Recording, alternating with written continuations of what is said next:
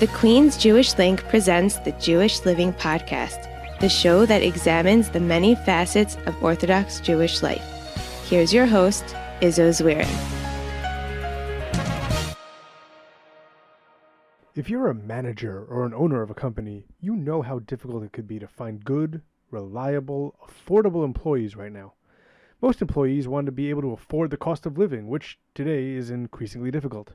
However, this employee shortage has made its way to a surprising area: rabbis. Growing up, I thought rabbis would always be there because nobody tries to make a career in the rabbinate just for the money.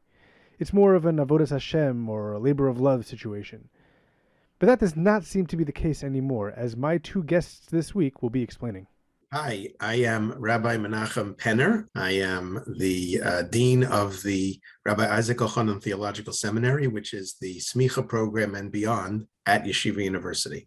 Hi, I'm Yehuda Chanales, and I am the coordinator for the newly established Chinuch Incubator at Yeshiva University, together with also remaining a classroom high school teacher at Maya Note in Teaneck, New Jersey, and a few other projects.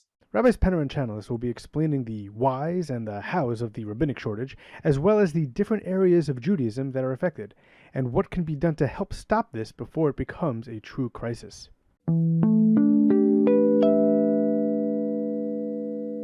Rabbi Chanales, Rabbi Penner, thank you so much, both of you, for joining me this week. I was mentioning to Rabbi Penner before we started recording that the reason that I had you both on the show is to discuss a topic that, first of all, is going to be very much affecting so many American Jews and maybe beyond, which we'll discuss in the coming years, and something that I don't think people know too much about. And that is that when Rabbi Penner was a guest in my neighborhood for one Shabbos, he mentioned that we have this potential shortage of rabbanim around the country.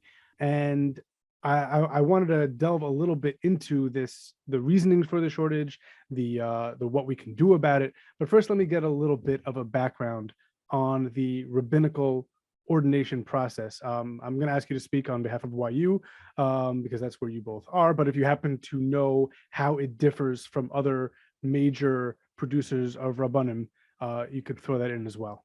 Okay. YU has a 4-year smicha program. That's basically 4 years after learning in college. And for most of the guys in our community, they usually learn for 2 years in Israel, and then a couple of years in college, and then they continue to the smicha program. What the smicha program tries to do is 3 things. First of all, to make sure guys know how to learn. They have to be able to know how to learn. It's not just about specific halachos and specific things.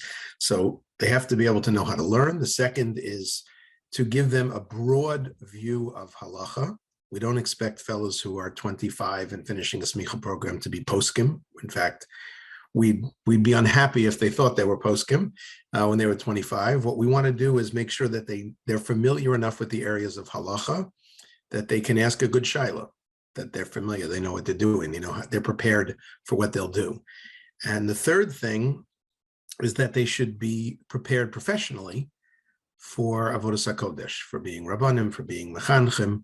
About 2/3 of the students in the program, there's usually about 50 guys a year, and about 2/3 of the fellows go into some sort of communal work, and the rest go into law, medicine, this and that. They're just taking off a few years to learn first. Okay, and what about the cost of such a program for potential rabbanim to get into? Is there a differentiation for different types of rabbanis, or how does that work? So this is really our gift to the community. We've always had a policy of not charging fellows for smicha. The costs are obviously the cost of any yeshiva or any postgraduate program or anything like that. But we don't charge. We charge a small registration fee every semester, and all of the students who are at REITs are on a full scholarship. Phenomenal. And we went through a couple. We didn't really discuss the actual nuts and bolts of what they're discovering, what they're learning. You gave a little bit of a general outline, but I know that there's required internships for all rabbinic hopefuls. What are those internships? Correct. So that's really the capstone of their professional training. Most of them are spending most of the time during the 4 years in smicha learning. They're learning Gemara, they're learning various areas of halacha. And then throughout their professional courses, too many to possibly list. It's about a 9-page document that covers all of the different areas that rabbis need to know today to go into the field. A tremendous amount of pastoral counseling and understanding themselves. Every fellow going into professional rabbinics at REITs now takes a standardized test in emotional intelligence. And we have a mashgiach therapist, a doctor actually, who works with the fellows based on their scores and tries to point out their strengths and their weaknesses and emotional intelligence. It's an incredible program. There's never been anything like that, it's fair to say, in preparation for the rabbinate. The last thing they do is internships, whether they're internships in shuls, whether internships in schools. And it not only gives them good experience, but it's basically the stepstone, for their career. If they do a good job in that point, usually catapults them to wherever they are going next. Now, this is not something that came about overnight. This is a process that probably took years and decades to get to where we are today. And I'm assuming we're not done yet. There's going to be something coming down the pike every couple of years. Oh, we have to actually now address that.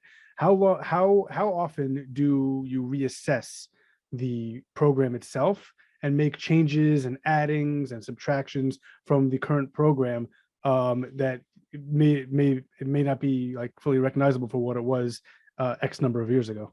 Right. Obviously, the major changes happen periodically, but changes to the curriculum happen, I'd say, every month. Oh, wow. every 2 months. It's just, our goal is that the Rabbanim should be prepared for what they're going to encounter. And it's not doing anybody a favor, the Rav or the community, if the Rabbanim aren't familiar with the issues that are going on. There are more issues in our community to expose our future Rabbanim to than we can, even in our very extensive curriculum. And there's a lot of tension and triaging. So we deal with this challenge, that challenge.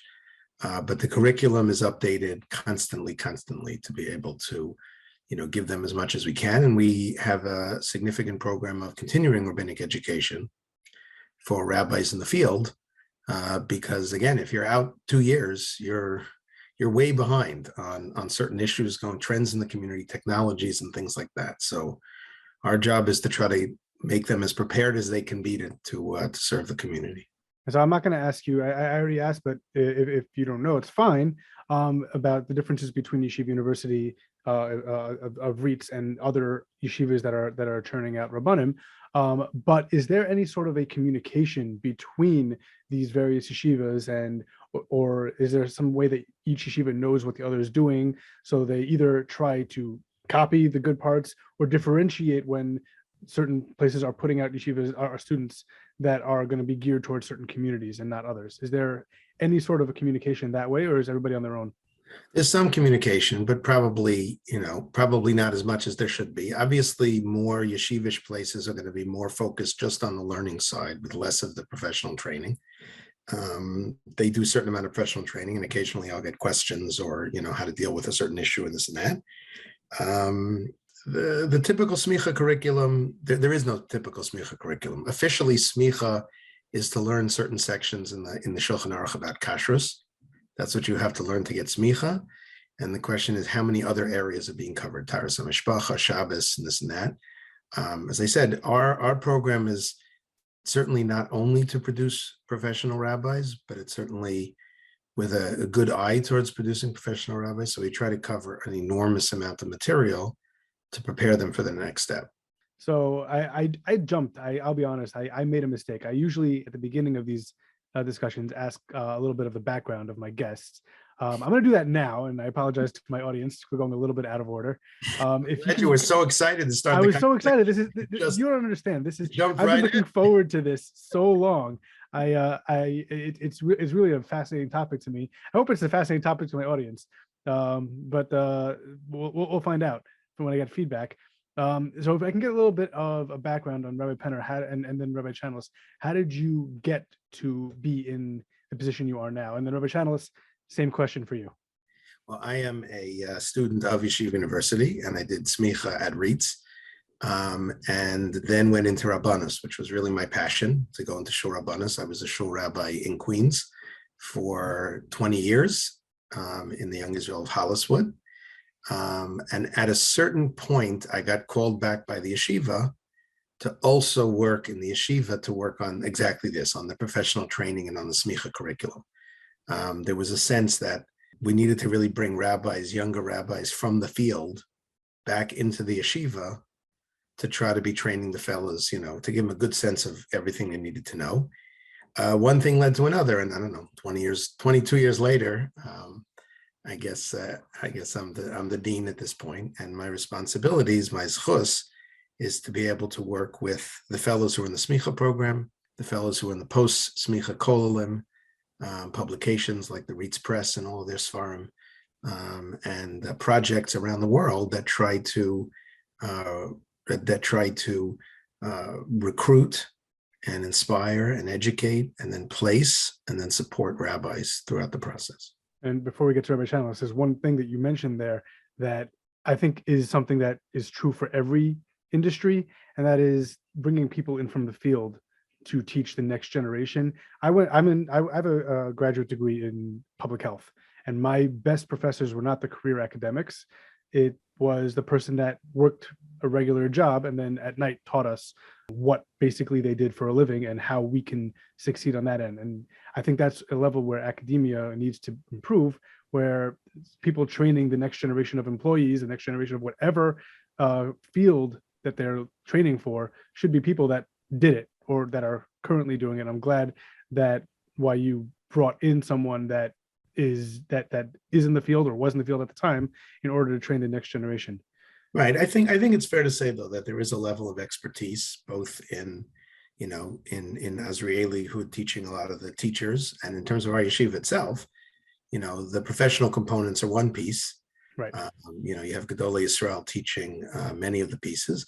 So I think it's sort of got to be that combination. There is a certain tremendous expertise in certain individuals. And I think that I've come to understand over the years how both classroom teaching and being a rabbi is not just something you get up and do.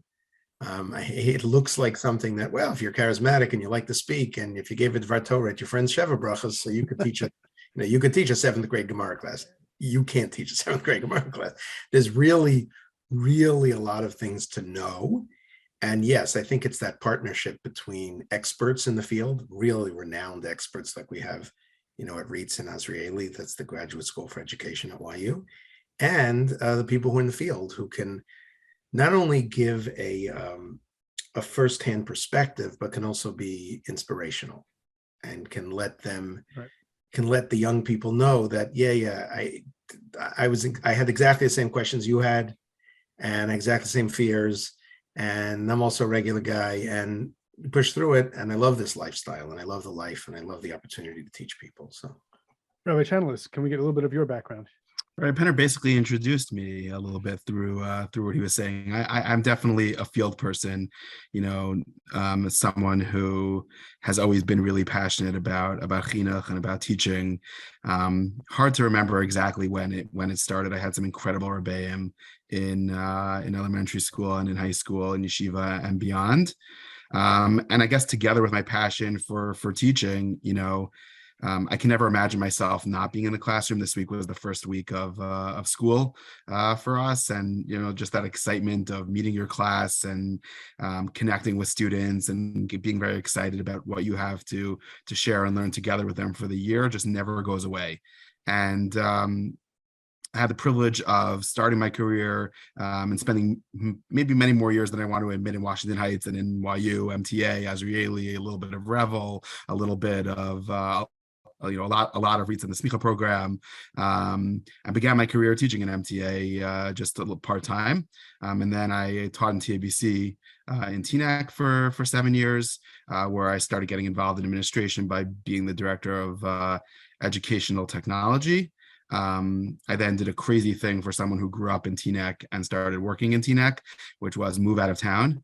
And I became the director of curriculum and instruction in Fuchs Mizrahi in Cleveland, where I was for 7 years as well. And that basically, gave me the opportunity to be involved in the bigger picture, a lot of bigger picture questions about how we teach students, how we support teachers, how we think about development, from 9th to 12th grade, from 6th to 12th grade, from 1st to 12th grade.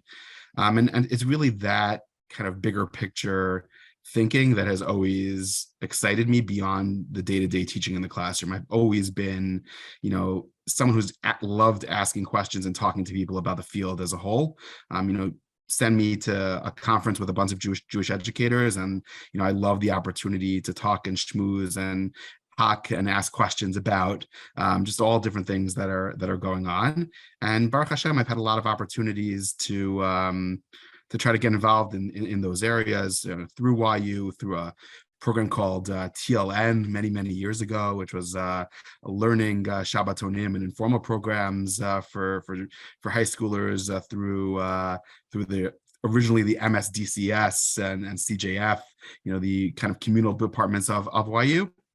And really, I think that passion is what brought me to the work that I'm doing now for YU in, being very rooted in the classroom and loving to think and to talk about the what, the how, and the why of education, but also being very concerned and passionate about the field and how we can support it and help it grow. So that leads us into our discussion here. And I should add that I'm probably coming to this as someone who may in the past have added to this issue, because I am a former teacher myself that no longer is teaching. I have a degree in secondary education. But what I would like to ask is, first of all, when did this shortage of Rabbanim nationwide start, and how bad is it right now? It's a good question. So, we've been through the pandemic over the last few years. The pandemic was sort of like 2 decades, and things sped up that were kind of going on before then. I don't think any of us really understand in terms of the economy, in terms of the job market, not having the right number of employees is almost every field. And we're wondering, why is that? How is that? Where did everybody go? What are they doing?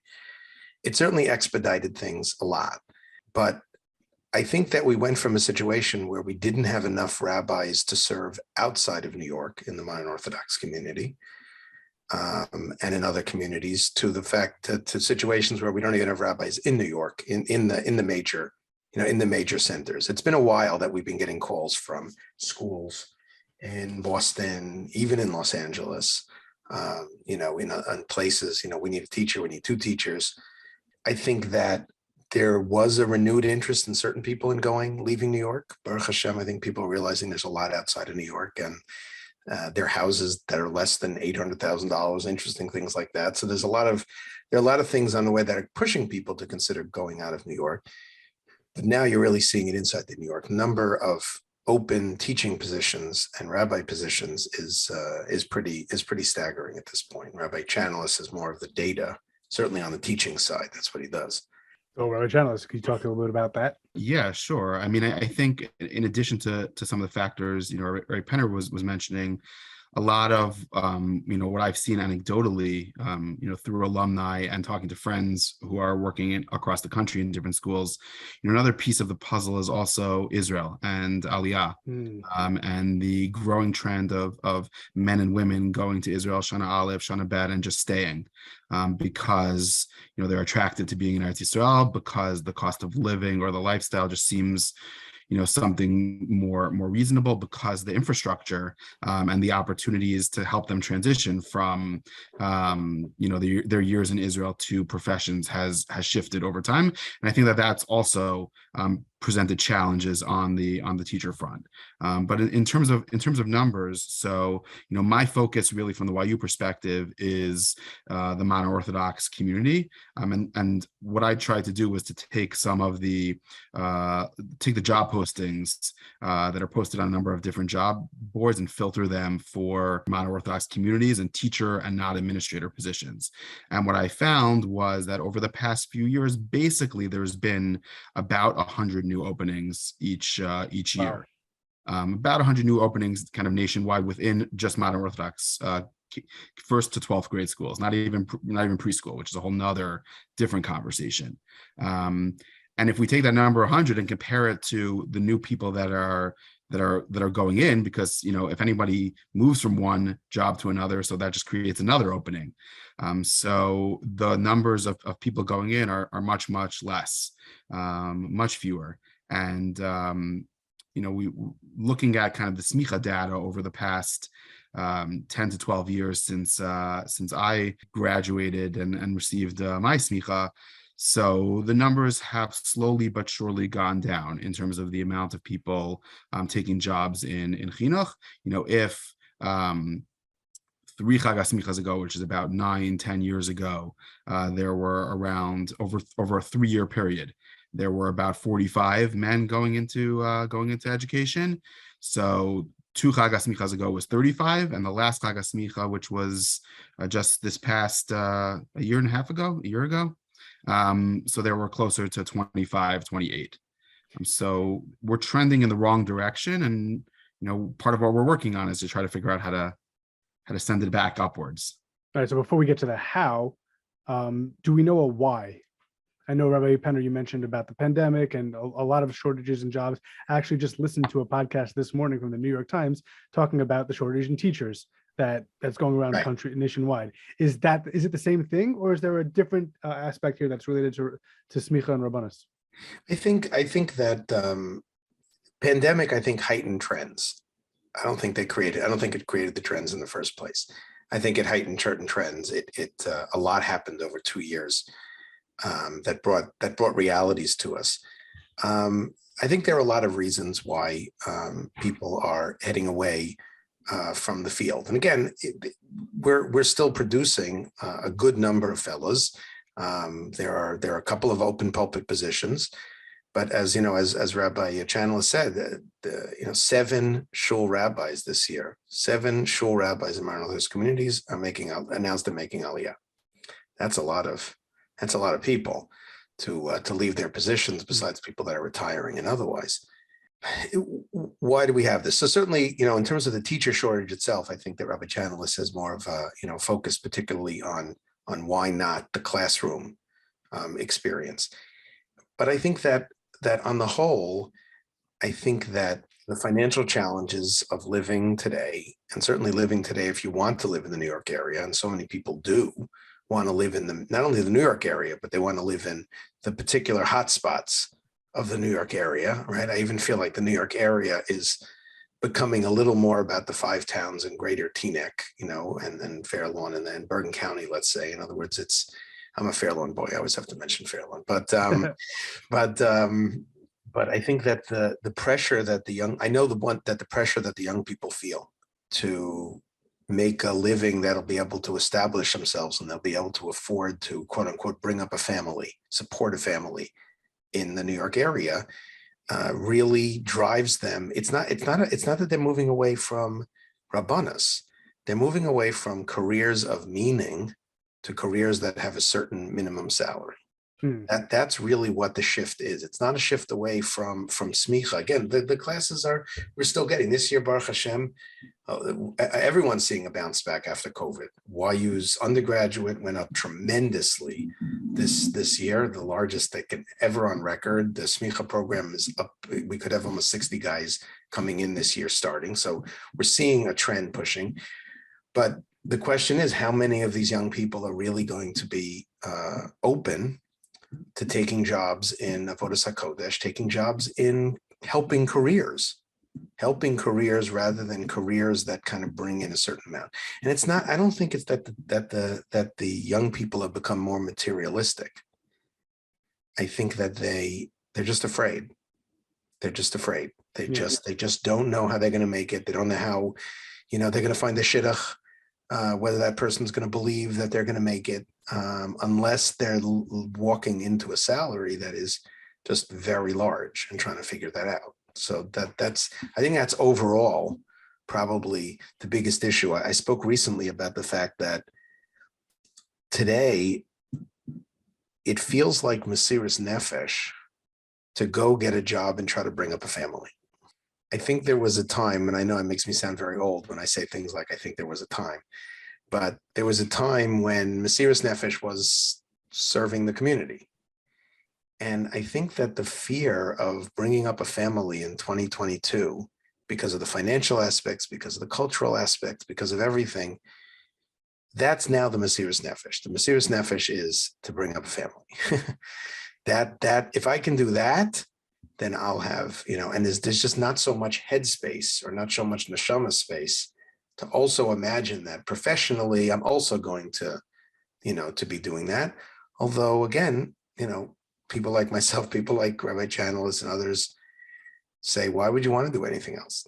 Why would you want to, why wouldn't you want to spend all day? I tell the guys, why wouldn't you want when you open your briefcase, why wouldn't you want Sfarim to be in your briefcase? I think it's the greatest opportunity, but it's scary.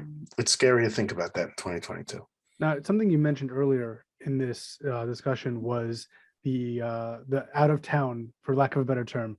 We all know what we mean out of town, but we'll use that here. The out of town communities. Now, historically, and I'm talking about like people significantly older than everybody in this conversation.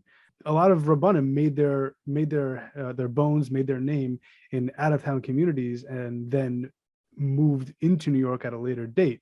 Is that something that is still happening to a lesser extent? You mentioned earlier about how maybe there aren't $800,000 homes outside of New York. Maybe you get a little cheaper. I know that there are communities that are creeping up there. I don't think the South Florida communities are as affordable as they used to be, but there's still communities in Texas and in Wisconsin and in Michigan and in a lot of other areas that have modern Orthodox communities where Rabbanim can start out.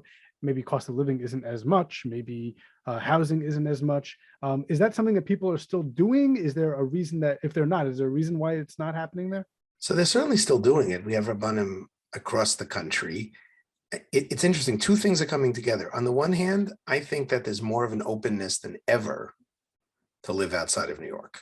Yeah. Again, partially because of the economic reasons. And, but that same person who's gung-ho about leaving New York, when they get offered a position in Teaneck, that teacher who would be interested in maybe going to Boston, and then they get a call from Frisch, it's just, they're not going to go. So there's a supply and demand issue, I think, on some level that I think people might be more willing than ever to consider. They realize there's life outside of New York, but if they have a job offer in New York, then it's difficult to head out. And I don't think that was ever that way. I don't think a rabbi who went to the Midwest if he had an offer in Queens or Brooklyn. It's just the community was small and there were only so many positions, and there were a lot of young fellows who wanted to just go into the rabbinate. So you didn't have a choice. You didn't have a New York position and and an out-of-town position. You didn't have a high school position and an elementary school is awesome. But if a lot of people, you wave the 11th grade in front of them or something, then what do you say about that, Rabbi Chanales?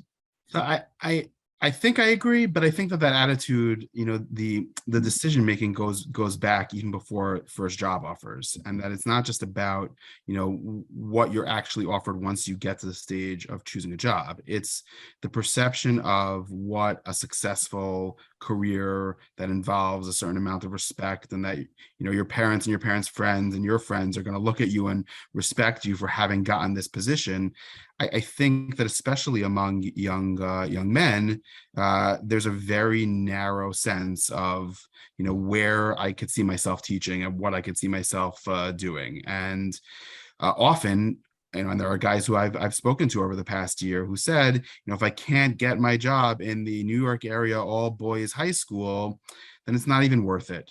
And I think that also is part of the challenge. Part of the challenge is the financial, but part of the challenge is also the narrowness in how people are thinking about chinuch and what success in chinuch looks like, and the type of hashpah and influence that you can have, and with whom and where. That's a really, really important point that he's making, that I think people, and the fact is, Rabbi Chanales would be the first to say that it's the same thing that people face when considering a career in Avodas HaKodesh in the first place. A lot of people just have a very narrow view of what they could do with their future. And if no one's ever suggested to them that they could be a Rebbe, it just didn't cross their minds. Just like even within the field of chinuch, for example, being a Rebbe means being a Rebbe like the four people that inspired you, that and you just haven't seen the world of what goes out there and what goes on out there and all the schools and all the impact that you can have, and how you can have probably a much greater impact outside of a major center if you're Rebbe in the high school. Well, you should have seen people's reactions when when I told them that I'm going to Cleveland. They're like, Cleveland? What's in Cleveland?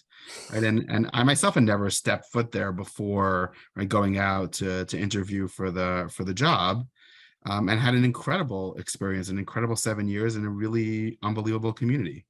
it's funny because my children's school recently had to hire a new principal, and we love him. He's great. But the reason is because that I live in one of these New York metropolitan area suburban communities, and our past principal was recruited to an out of town elementary school, and he left.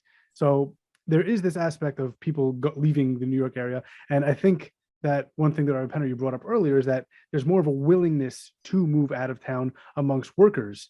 And as there's a more of a willingness to move out amongst workers, because maybe now they can do their same job from home and they don't have to live in New York to have a Manhattan job. And they, in that case, maybe more communities are being built outside, and you might in the future, or even starting now, communities that are just starting out right now that maybe only have a half a dozen people that live there right now, or a dozen to make a million, then as those communities grow, maybe there'll be more of a need for that. Now that will probably exacerbate the shortage of Rabbanim. But on the flip side, and this is, I do want to get to this part, the solution, would it become more enticing if there are more of these jobs available? Like the more that these jobs become available, maybe more people go into them, maybe the salary for them becomes higher, like as communities that need a Rav, as schools who need teachers and principals and Rebbeim start to see what's going on, then maybe the salaries for these positions increase. That ends up putting more of an intern burden on those communities. But is that something that we could see happening? I think so. I mean, competition is a wonderful thing when it comes to paying rabbis and mechanchos more. And again, all of this is really on the women's side, just the same. There's no. I was gonna get to the there is no difference, and the crisis is just as bad on both sides. It could be. The reality is that despite the fact that the modern Orthodox community is not growing at the exponential pace of a Lakewood or something like that, it is growing, Baruch Hashem. And there are new institutions, and there are new communities, and there's more need, and there's just more bodies needed in the field. And that's kind of why we're pushing so hard on this front, why we made sure to bring Rabbi Chanales in, and why we started this initiative. We don't expect next year to have 25 new people. It takes a while to turn around a system. But kind of looking from where we sit and looking at the community and looking at the number of positions that are open, we just need more people to consider this. So Rabbi Chanales, what are some of the things that you're doing that will hopefully look to turn this around? I think that overall, going back to the challenges one more time for the sake of appreciating the solutions, part of what I found as I sat with teachers in the field and principals and students really were the most insightful, undergrads, graduate students last year. I found that a lot of their decision-making was being made completely separate from knowledge of and experience of what was actually going on in the field. And they are sitting in the base medrash in yu or in their classes in Stern and talking to their friends and their mentors in yeshiva, and they're thinking about, in theory, would I be interested in chinuch or not? Would I want to go into education or not? Could I afford it or not? And that's combined with whatever conversations their parents happen to be having around the Shabbos table or that they've heard, talking about teacher X or teacher Y and worrying about, tuition and how much tuition costs and how much, we could or can't pay teachers or administrators.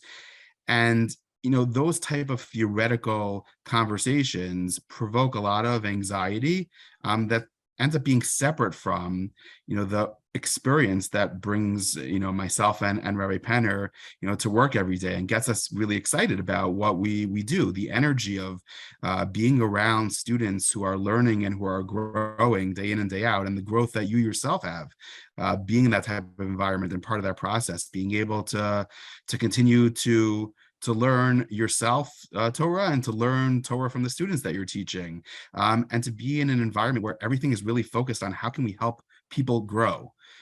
That's a tremendous energy and brings a tremendous excitement with it.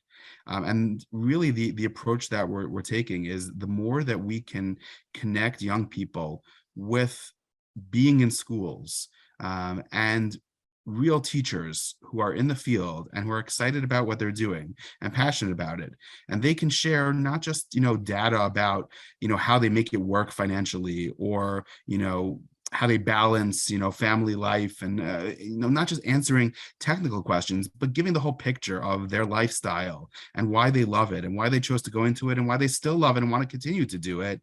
So that's part of some of the energy and excitement that that we hope to build. Too much of the conversations and articles that I've been reading over the past number of months about this teacher shortage crisis jumps to talking about all the challenges in the field, and the problems that could be better within the day school world, and there's a lot of room for improvement.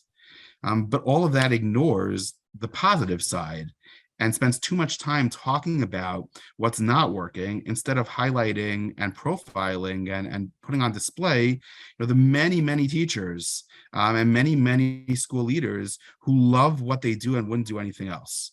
So that's kind of the primary philosophy behind what we're doing, and what that means is creating all sorts of different kinds of fellowships and programs to be able to send groups of men and women for short to a little bit longer periods of time to schools, to different communities. For example, where we launched a program called the Mafteach or Mafteach program, depending on how you want to pronounce it, where we'll be sending kind of a version of which I started when I was in Cleveland, sending groups of young men and women out to out of town, out of New York area communities for 4 weekends over the course of the year. Right, they go into schools all day Friday. They're observing teachers. They are giving informal chaburas and teaching. They are giving model lessons if they want to. They're having conversations with teachers and school leaders within, a 5-hour day on Friday. On Shabbos, they're within the communities. They're eating meals at teachers' homes. They're running onegs or tishes with students. They're involved in the energy and the informal side of what's happening. And 4 weekends sounds like very little, but we were amazed in Cleveland by what was able to be accomplished in those 4 weekends, and the energy that those students left the program with, both in terms of their appreciation for chinuch and what goes on in schools, and their appreciation for there's life and even some good food right outside of New York. So that's just one example. And the second kind of major thing that we're working on is just man to man, woman to woman, man to woman support. Just guiding, giving more guidance to students as they go through this process. I've only been officially on the job for a couple of months now, and I've already had questions from students about, I really want to do this, but my parents don't want me to. How do I approach them? How do I have that conversation? I am just debating whether or not, to go to Azrieli, to not go to Azrieli, to do graduate school and education. I'm wondering what the next best experience is for me. I did this great summer program. Now I want to see the formal classroom a little bit more. And they have lots and lots of questions, but not so many places to go. So we're hoping to give them an address, and that with that added support, they'll feel like we're behind them, and we can encourage them to kind of keep that passion and that excitement that they have, towards getting to the actual job. It's funny that you mentioned one. I mean, there are a few things that are worth highlighting, but I want to highlight one area that people tend to highlight the negatives and what teaching has to offer, what the education system has to offer. And one of the areas that somebody once who was in the chinuch field was talking to me about was, he said, look at you, you have one job. This podcast is not a job. This is something that I do on the side. And it definitely does not make money. But it's more of a labor of love. But like, I have one job. I have one career. I do that for the entire year. But for a teacher, for a Rebbe, for a principal, we might have to have one or two side gigs going on. Like somebody might have to volunteer work for the OU, or have a summer camp job. Or I had a second grade Rebbe, I remember, who was a caterer on the side. And we have to have these secondary jobs. And I told him, like, yes, but those secondary jobs that you have, like, they're in a different environment. It's let's say you're working a summer camp. All right, so you have 10 months of the year that you're teaching, and then you get a break to a different venue, and now you're doing that. I'm doing that same thing. I'm commuting to that same office, 200 days a year, 250 days a year, doing the same thing every single day. Yeah, there might be a little bit of a change, but you get to have this kind of a change. And when I point out to them that humans kind of need a little bit of a change every now and then, that you get to experience it every 10 months, he kind of thought about it for a second. He's like, you know what, you're right. I don't know that I'd be able to do the same thing every day in and out. And I said, yeah, thank you very much. That's what I have to do. But that is kind of the way that we kind of all see our jobs. Like, oh, I wish I was doing X and not what I'm doing now. It's kind of a grass is greener. Yeah, I have to situation. Say, Rabbi Lamb of blessed memory, he used to meet with the Smicha fellows. I think in their first and their fourth year, he would have dinner up in his office in Yeshiva University. And the first year, what he told the rabbis is not to become kvetchy rabbis. He says rabbis are always kvetching about how difficult their job is, and how, he said, everybody's job is difficult. One of the things I'd say to, sometimes I would get that exact thing. Students would say, but I have to have two jobs, I think, wait a minute. You don't think the people that have one job have off in the summer, do you? That's not like, yes, you're an elementary school teacher and you're also tutoring. But when does your elementary school teaching job end? You don't think everyone else goes home at 4, do you? That's not, certainly in the New York area, that's not what's happening. People have to understand this is a profession, and you put together different parts of the profession. One of the things that we found is that the more young people think of it as a profession and the more training they get, the kids that go on to get training in Azrieli, and they begin to understand that teaching is a profession. And it's something you should be proud of, and you have to learn how to do it. And the same thing in terms of the Smicha program with the rabbinate. We just had our first session this week with the fourth year students about rabbinic counseling and the kind of stuff that really comes to you. It was 7 students who were looked like deer in the headlights, with myself and Rabbi Larry Rothwax from Teaneck, who's the head of professional rabbinics and has been a rabbi in Teaneck for probably 20 years already in Beth Aaron, and Dr. David Pelkovitz, who is the Gadol Hador of Jewish psychologists in terms of especially trauma and things like that. And I felt so bad for these guys. We tried to introduce them to the world of things that come to the shul rabbi, and they were pretty nervous. They were pretty nervous. It was a lot. There was a lot to hear in that session. And what we told them is, don't worry. At the end of this year, you're not going to feel as anxious as you do now. There are things you can learn. You're not going to be a mental health professional by the end of the year. But the more I think that young people begin to see this not as a continuation of being a counselor, of the guy who never graduated NCSY Colo, and instead I got a real job and this person is doing something else, and to realize, no, this is a real profession. It's hard, but it's incredibly, incredibly rewarding. It's incredibly rewarding. And yes, you can do this.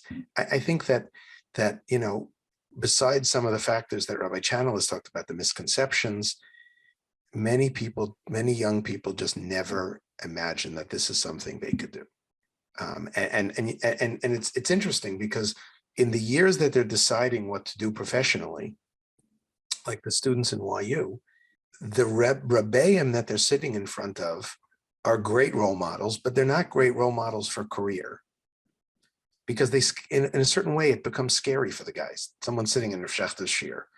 So if that's what it means to be a Rebbe, to be Rav Shechter, so okay, you probably should go into accounting. It's not going to happen. You're not going to be able to do that. And I don't remember as well what it was like 4 or 5 years ago when they were sitting in a high school classroom, or 8 or 9 years ago when they were sitting in an elementary school classroom. And we have to tell them, no, you could do this. You're not going to be a Gadol Hador in most cases. You're not going to be a Gadol Hador. You're not going to do that, but that's okay. Because, we always speak about the fact that you don't teach Torah, you teach students. You teach students Torah. You help people, you help community members to go one step forward in terms of their Yiddishkeit, to push forward, to get through difficult times. And if a person can have a life and a career, it is a career. If you can make a career out of teaching Torah and doing chesed and helping Jews through difficult times, it's a privilege to be able to do that with your life. And we are running a little bit low on time. I just want to get maybe 1 or 2 points in because I have just a ton of stuff that we can go on all night. I just don't want to leave you here all night. Is this a situation that is just affecting the modern Orthodox community? On my notes, I had I basically gave myself 2 extremes. Is this affecting Lakewood? Is BMG affecting this? And is this affecting JTS also on the other side of this? Are these things that are happening throughout the American Jewish population, or is this just focused in a few pockets? Certainly, anecdotally, it seems to be happening throughout the Jewish community.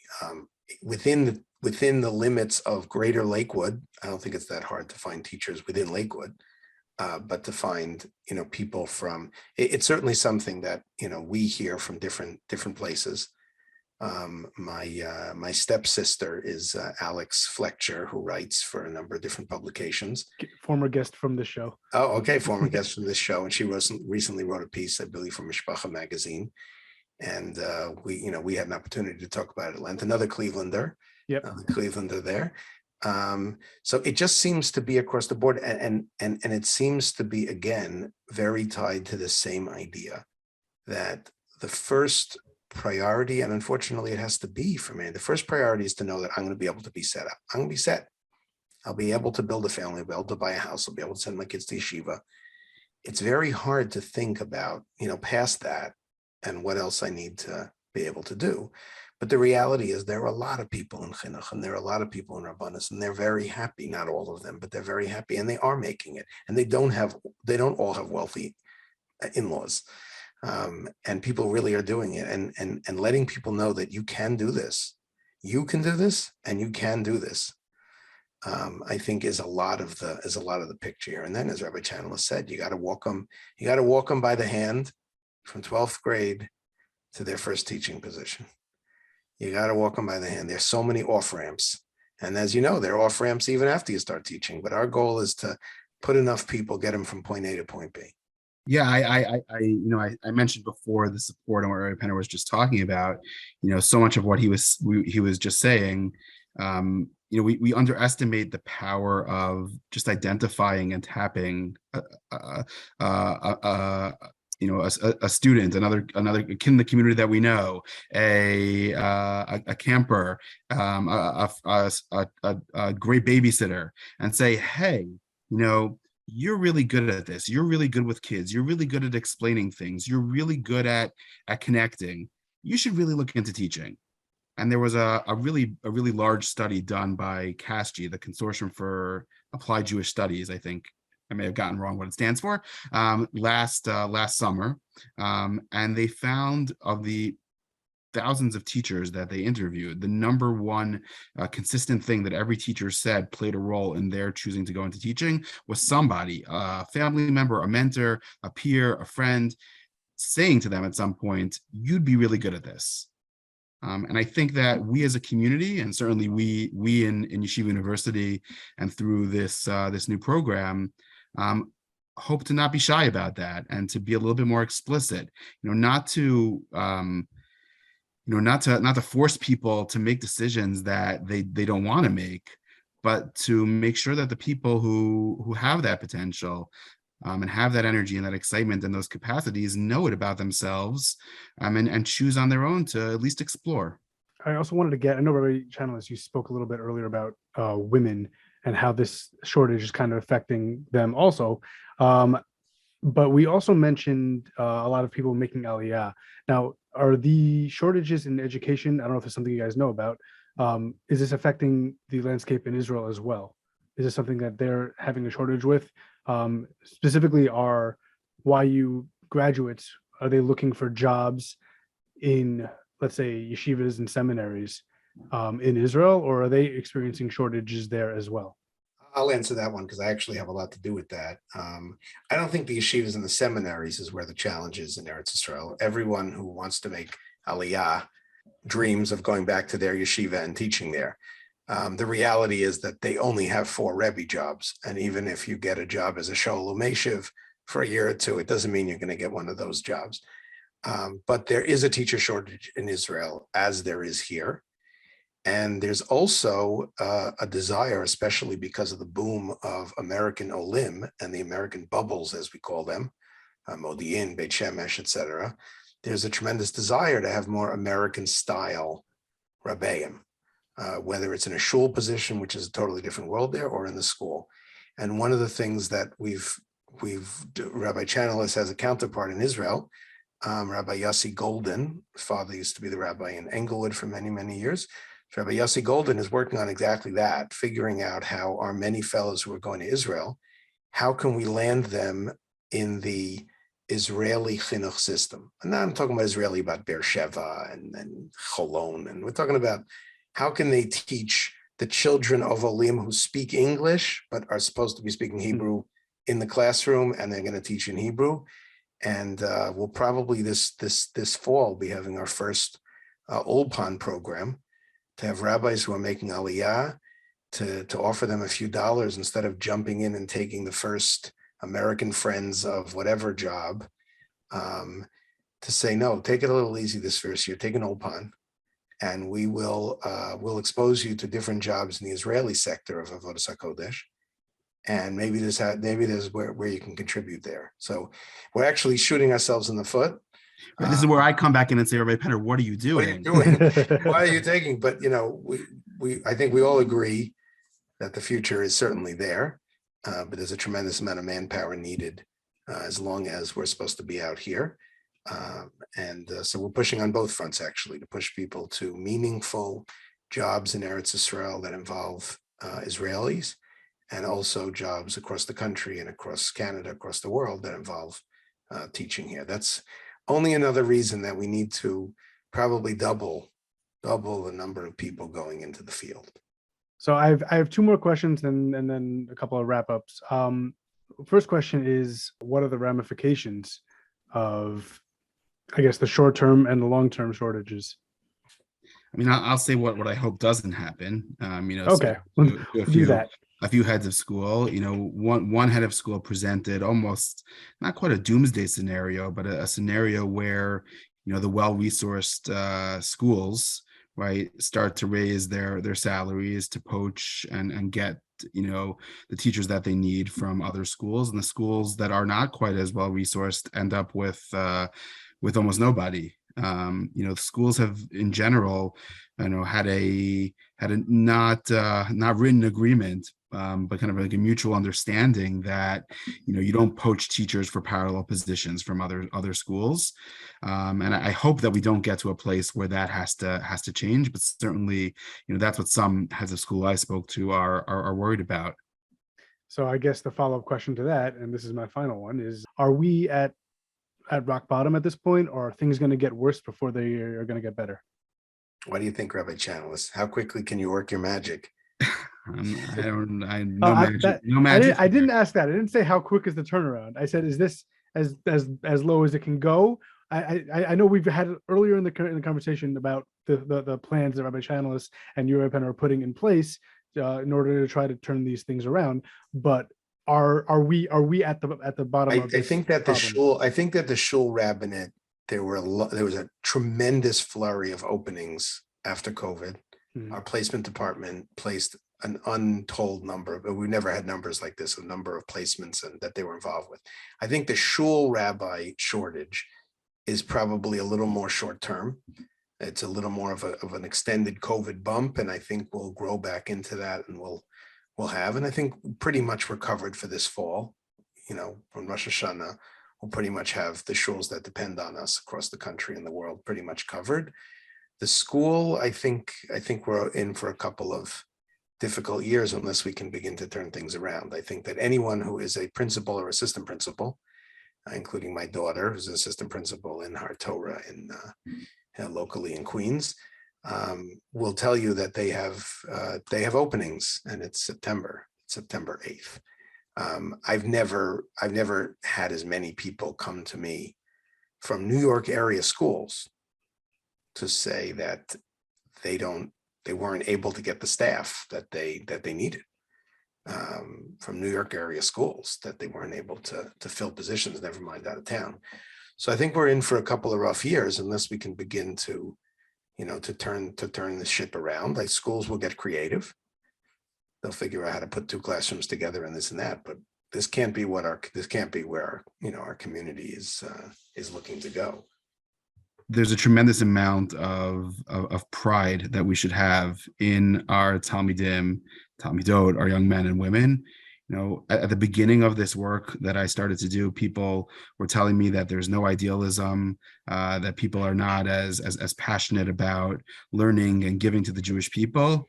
And that's not at all what I heard from students. I heard a tremendous amount of idealism, a tremendous amount of excitement about wanting to give back to Klal Yisrael, and a lot of anxiety and nervousness. Definitely a lot of excitement and passion. And we have incredible young people, young men and young women out there. We just need to help them find what's right for them. So I guess we'll end with where can people find out more information from you guys, from YU? I don't know if either of you do social media. But if you it's actually a joint project of the Azrieli Graduate School of Education, which obviously is for men and for women, and the Rabbi Isaac Elchanan Theological Seminary, the Smicha program at YU. So certainly we are open to people's advice and help, and to be honest, yes, the contributions as well towards this effort. We're not expecting to be able to change teachers' salaries. That's a constant discussion, and that requires an investment of enormous funds, across the community. But we do hope to be able to invest enough in this program that we can inspire young people, identify young people, and get them some of the training they need, the scholarships they need to Azrieli, so that they can go from a moment of inspiration to being in the field. And certainly, I want to hear from listeners who have suggestions, have feedback, have ideas, have children or friends who are maybe encouraging or discouraging their children. Why is that? What can we be doing? What kind of experiences have you had? And the best way to share that would be to send an email to chinuch@yu.edu. chinuch@yu.edu. And where else could we find out? Is there an Azrieli social media account? Is there a Rabbi Yehuda Chanales social media account? Rabbi Menachem Penner? There is a Reedstein Twitter account. Many people know that, but you can look us up there, and you can certainly look us up at yu.edu with links for Azrieli and for Reeds and for much of what we do. And that's actually how I found out. I just went on YU's website and I emailed Rabbi Penner, and your assistant helped me out so much to make this happen. And I certainly appreciate your time. Rabbi Penner, Rabbi Chanales, thank you guys so much for joining me. This has been enlightening. It did not disappoint, except for the topic, which we knew going in was going to be a disappointing topic. But I'm glad that there are people that are on top of this. I'm glad that YU is very much aware, that Reach is very much aware, and then Azrieli, they're doing all they can to turn this around. And I appreciate everything you guys are doing for this community. Baruch Hashem, thank you for having us. And Baruch Hashem, Kadosh Baruch Hu is not going to abandon our community here. He will figure out through us and through others how to make sure he has teachers, because we have to remember that they're his children too. And if they're his children too, he'll try to figure out how to make sure that they have people to teach them. So, Mirz Hashem, we'll see very good things soon. Thank you very much. Amen.